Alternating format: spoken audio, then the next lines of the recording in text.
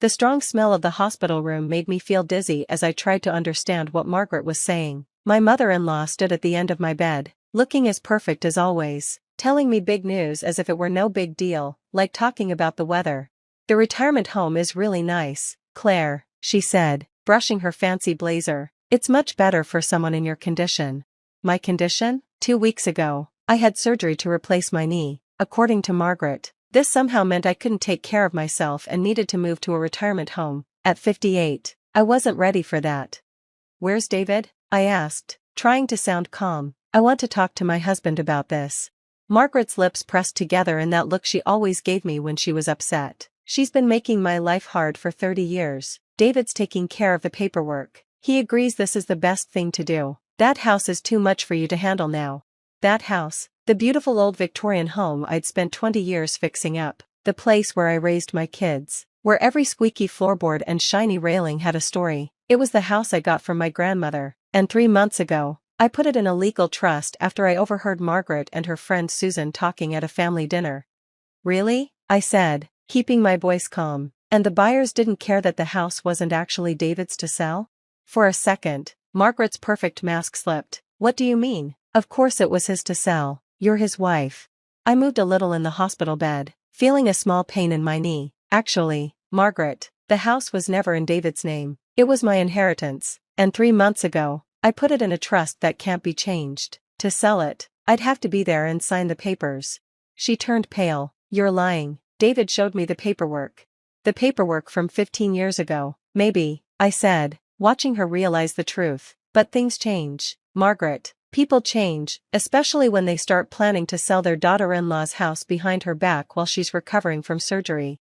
My name is Claire Winters, and I've been married to David for 30 years. He's a good man, but he's always let his mother control him. Margaret has been there every step of the way, questioning how I raised our kids, criticizing my career, and trying to run our lives her way. 4 years, I put up with it for David's sake, smiling through her mean comments and sneaky suggestions.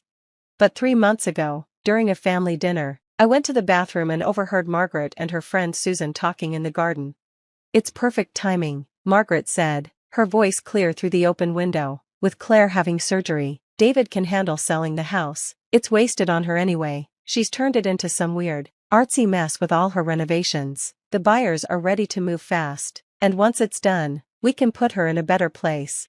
I stood there, frozen, as they talked about my future like I was a problem they needed to solve. That night, I called my lawyer, Sarah, and set up a trust for the house. It was done in a few weeks, completely legal and unbreakable. I didn't tell David because I knew his mother would find out if he brought any paperwork home. Now, watching Margaret's plan fall apart, I felt both happy and sad. This wasn't how I wanted things to go, but she gave me no choice. "Does David know?" she asked, her voice shaking. "About this trust?" "He's about to," I said, pressing the call button by my bed. "In fact, let's have a family meeting. Why don't you call him up here, Margaret?" Her hands clenched. "You've ruined everything. We had buyers ready, a nice couple. David already signed the first set of papers." "Those papers don't mean anything without my signature," I said, "and since I never planned to sell my house, your nice couple will have to look somewhere else." The door opened, and a nurse peeked in. "Everything okay, Mrs. Winters?" "Yes, thank you," I said. "Could you call my husband? He's downstairs handling some paperwork. David Winters. Tell him it's important." Margaret paced the room like a trapped animal, her expensive shoes clicking on the floor. I could almost see her trying to figure out how to fix this, how to stay in control. 10 minutes later, David rushed in, looking worried. "Claire, what's wrong? Are you okay?" "I'm fine," I said, patting the bed, "but we need to talk about the house, specifically, how your mother and you were planning to sell it while I was recovering from surgery." David looked shocked, glancing between his mother and me. "Mom, what is she talking about?" Margaret stepped forward, using her calm, fake voice. "David, sweetheart, I was just telling Claire about the great retirement home we found. It's really for the best." "The best for who?" I asked quietly. "For me? Or for you and your country club friends who never thought I was good enough for your son?" "That's not fair," Margaret snapped. "Everything I've done is for this family. That house is too much for you to handle, especially now." "Now that I've had a simple knee surgery?" I laughed, but it wasn't funny. "I'm not helpless, Margaret. I'm not old and weak. I'm not ready for a retirement home, and most importantly, that house isn't yours or David's to sell. David sat down by my bed, looking stunned. Mom, you told me Claire agreed to this. You said she was worried about taking care of the house while she recovered. Oh, David, I sighed, taking his hand. After 30 years, do you still believe everything your mother says? The room was silent. David sat there, trying to understand what had happened. Margaret stood by the window, her back stiff as she stared outside. 3 months ago, I said, my voice steady, I overheard your mother and Susan talking in the garden. They were planning to sell my house while I was in surgery, and they were counting on you, David, to help. David looked up. I didn't, Mom just said you were worried about the house. She said you'd talked about it. I asked softly, when did I ever say I wanted to sell my grandmother's house? When did I ever say I wanted to move to a retirement home? Margaret turned around, her makeup not hiding her anger. This is crazy, David. She's not thinking straight, it's the pain medicine. I'm thinking clearer than I have in years, I said, clear enough to set up a trust 3 months ago to protect the house, clear enough to have my lawyer document every conversation, every time you tried to control this. David stood up, running his hands through his hair. Mom, what did you do? What I had to, Margaret yelled. That house has been a problem for this family for years, the repairs, the work, Claire's crazy changes. My changes that made the house worth 3 times more, I said. The ones that were in Home Design magazine last spring, those so-called ridiculous changes? Margaret's face turned red. It's not about the money, it's about what's best for the family. David, you must see what I see. David spoke slowly. What I see is that you tried to sell my wife's house without her permission. You lied to me, told me Claire agreed. He stopped talking, finally realizing how serious this was. I held David's hand again, squeezing it gently. The trust wasn't about you, David. It was about protecting what's mine, what my grandmother left me. You went behind our backs, Margaret snapped, setting up trusts, making legal plans. Like you went behind my back to sell my house? I asked calmly. The difference is, what I did was legal, what you tried to do was fraud. The word hung in the air like a storm cloud. Margaret's face turned pale. Fraud? David repeated, looking between us. Yes, fraud, I said, trying to sell property you don't own, forging signatures, these are serious legal problems. Margaret, my lawyer has proof of everything. Margaret sat down, her perfect mask finally breaking. You wouldn't dare. Think about what this would do to the family.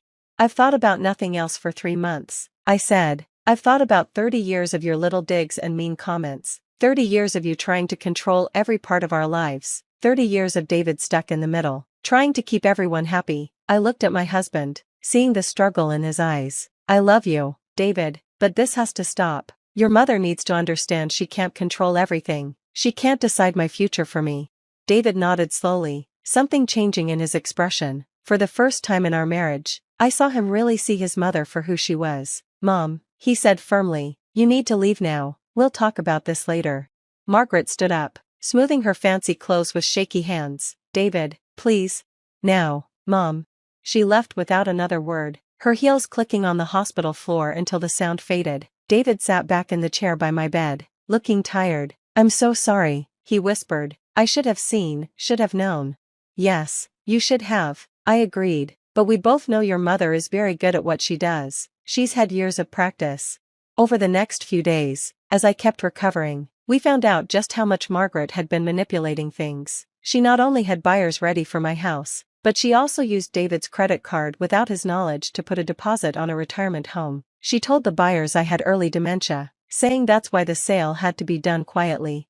My lawyer, Sarah, was furious when she heard everything. This is more than just family drama, Claire, she said during her visit. What she did was elder abuse and fraud. We have enough proof to take her to court. But I had other plans. A week later, I left the hospital. David drove me home, to my home, the Victorian house that had caused so much trouble. As we pulled into the driveway, I saw Margaret's car parked on the street. I invited her, I said, seeing David's surprise. We need to clear the air, set some rules. Margaret was waiting on the porch, looking smaller and less powerful than she had in the hospital. She watched as David helped me up the steps, my knee still sore but healing. Inside, I sat in my favorite chair, the one Margaret always said was too old and worn. The afternoon light came through the stained glass windows I'd fixed myself, making colorful patterns on the floor.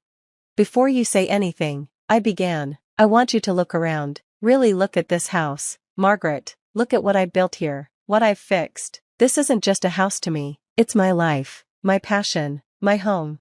Margaret's eyes moved around the room, taking in all the details, the mix of old and new that I'd worked so hard on. I won't take legal action, I said, seeing her relax a little, but things are going to change. No more meddling, no more control, no more trying to run our lives. And if I say no? She asked, but her voice didn't have its usual strength.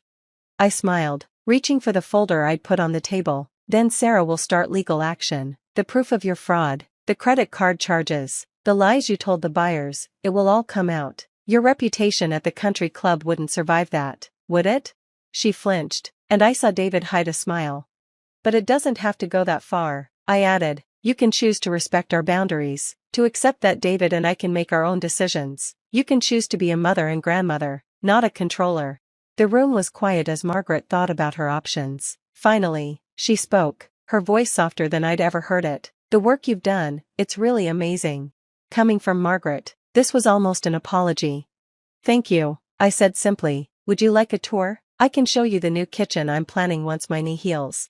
That afternoon was a turning point. It wasn't perfect, Margaret would always be Margaret, but something important had changed. David stood taller, spoke more firmly, he didn't jump every time his mother called. As for me, I kept recovering, working with my physical therapist in the home gym I'd set up in what used to be the dining room, much to Margaret's dislike. The house changed with me, each room telling a story of strength and new beginnings. 6 months later, Home Design magazine came back, this time to feature my home office. The photographer took a picture of me at my desk, the stained glass windows casting colorful light on my silver hair. The article was called, Victorian Revival, How One Woman's Vision Changed More Than Just a House. Margaret even came to the magazine party, bringing champagne and only making one small comment about the unusual wallpaper in the bathroom. Progress comes slowly, after all. As I watched her talking to the magazine editor, actually complimenting my work, David put his arm around me. You know, he said quietly, putting the house in trust was smart, but not telling me, that must have been hard. I leaned into him, thankful for my healing knee and the man who had finally found his voice. Sometimes, I said, you have to protect what's yours, even from the people you love. He nodded, finally understanding. That night, after everyone left, I sat in my favorite old chair, watching the sunset turn the sky pink and gold. The house creaked around me, its familiar sounds comforting after all these years. Margaret had tried to take this from me, to decide my future without asking, but in doing so, she made us all face the problems that had shaped our family for 30 years. Sometimes, you have to almost lose something to realize how much you'll fight to keep it. I touched the arm of my chair, feeling the soft, worn fabric. In the end, this wasn't just about a house, it was about standing up for myself, protecting what matters, and finding my voice even when others try to silence it. And as I sat there in my imperfect, beautiful, hard-earned home, I realized that sometimes the best revenge isn't about getting even, it's about living well on your own terms, in a house that tells your story. Every squeaky floor, every fixed window, every unique choice that makes it truly yours. The next morning, I got a text from Margaret, the wallpaper in the bathroom, it's starting to grow on me. I smiled as I typed my reply, just wait until you see what I have planned for the conservatory. Because that's the thing about houses, families, and life, there's always room for change, for growth, for new beginnings. You just have to be brave enough to start.